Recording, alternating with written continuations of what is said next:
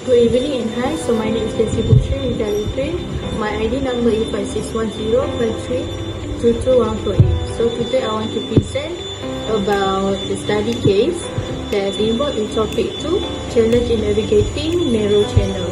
The study case are entitled Collisions of SS Sport Carrier, Leech Life Hold at St. Lawrence Lewis. Are the pictures for the St. Lawrence Canal. So next are the SS Sport Carrier, Leech Life Hold sets I'm gonna be presenting about for the study case. And here's the introduction. So navigating in narrow channels present a range of significant challenge and requires careful handling and precise maneuvering. So this challenge stems for various factors such as limited space, shallow waters, strong currents, and the potentials for collisions with other vessels. So one of the main issues is not jeopardize either the safety of the vessels itself and its crew of depth of any vessels in the area. So channel widths and depths might not give much of room for maneuvering. Wind and tidal increasing may further complicated for the navigations. And for instance, in bad weather, when a lot of sideline restrictions occur or happen at the middle of oceans or coastal area. So the coordination with other ships, port authorities, and sometimes pilot service contribute much to getting through narrow maritime channels requires a combination of experience, precise stroke control, and knowledge of environmental and operational factors to reduce risk and safety across the sea. So next, overviewing the narrow channel in maritime navigation in the channel of it. So firstly, the narrow channel are important because why? This is always or often as a link of ports cross over the strait or pass through important corridors of trade. So they are very vital international trade and economies. Since they are connect regions by allowing the transfer of goods, resources, and passengers between them. So the collisions with other vessels is because of the nervous structure or nature obstacles, and it's also because of the limited space for abrasive actions. Next is the importance of study. So the importance of study is we need to study about the rules 9, so detail with the behavior of vessel that operating in confined water where maneuvering is limited and accidents are most likely to occur. So it's to ensure the vessel operate in a manner that is organized and predictable, thus minimizing the chance of collisions and grounding in area where space is highly restricted. Then we also need to understand the rules 9 states that a vessel or giving or show there's a vessel that are overtaking show interacts in narrow channels.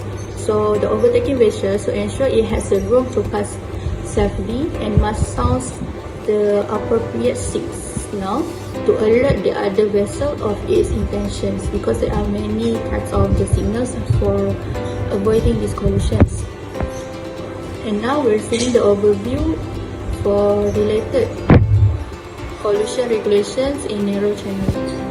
So the first one is the key provision of rules 9. Firstly, the vessels is to keep to the starboard side. So the obligation is when navigating narrow channel, vessels are required to keep to the starboard is right sides of the channel.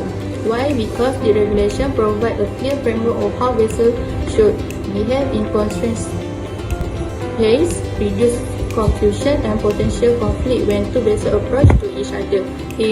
Number 2, avoiding anchoring in narrow channels. So the obligation is vessel must avoid anchoring in narrow channel unless absolutely necessary. So the reasons why, because the narrow channels are also busy and anchoring is the one reason it will causing congestions and disrupt the flow of traffic and increase the risk of accidents. The number 3 is the responsibilities of vessel less than 20 meters length. The obligation is vessel less than 20 meters in length are subject to specific responsibility in narrow channels. So Why? Because the smaller vessel often lacks on maneuverability of larger ships and may be at a disadvantage in a narrow channel. So, number 4 is the responsibility of sailing vessel. Obligation. Sailing vessel must comply with the same rules as the other vessel in the narrow channel. However, they may face additional challenge due to wind conditions and limited propulsions. So the reason is why, because in narrow channel, sailing vessels are expected to take appropriate actions to avoid obstructing the path of bow-driven vessel. Next is the interactions with other relevant rules. So number 1 is the crossing rules. Rules 15 to 17. The rule 15 is the crossing situation. So when two vessels are crossing and risk collision, the vessel that has the other or on the other must to depart the starboard side and give away to the other vessel, while the vessel on the port side must take action to avoid collision. So number 2 is the rules that are action by giveaway channel. Okay, the given vessel must take early and substantial actions to avoid collision by entering course or by altering course and speed. So the rule 17 is the action by stand-on vessel. So the stand-on vessel, the one not required to take evasive actions, must maintain its course and speed. But if a collision is imminent, it must take action to avoid the collision. Number 18. So it's a responsibility between the vessel. Number 1 is the general responsibilities. So rules 18 is defined the responsibilities between vessels in various situations, such as they are overtaking or approaching each other, and is clarified who has the right of the way in the different scenarios. So number 2 is the interactions with rules number 9. So rule number 9 and rules number 18 are work together to establish clear conduct when vessels meet or pass each other in a narrow channel. Next, the study case analysis. So my study case is about the SS bulk carrier leech life hold at the St. Lawrence River. So St. Lawrence River is undeniably one of the most challenging for mariner. This water highway is at some points or some spots as narrow as a large river, and at others as one as a small sea. So since 1959, the St. Lawrence Seaway was inaugurated. It has been a gateway to the hearts of continents. So next, the risk of the collisions, grounding and shipwreck is high, so which led to tighten the navigation safety regulations, particularly in response to the accidents involving large ships that occurred in the 1960s. The cause of the SS Life Leech hold collisions in the St. Lawrence Canal is first in the poor visibility and water conditions. Because of the water conditions at the times are very bad and so likely to contribute some factor to sinks. Number 2 is a narrow or constricted waterway.